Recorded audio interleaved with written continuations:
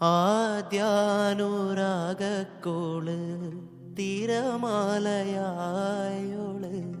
കരയെ കരയാതണയിക്കുന്നൊരാള് കനവിലെ കാടൊന്നിലെ കാരാഗ്രഹ കൂടൊന്നിലെ കിനാപ്പനിക്കായി മരുന്നോള് കൊതി കാരമുള്ളായി പിന്നെ കടന്നലായി വിധി വേറെയൊന്നായി പിന്നെ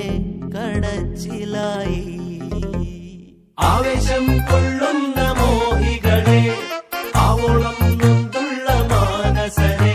കൊണ്ടുപോവാനായുള്ളൊരു വാഹനമേ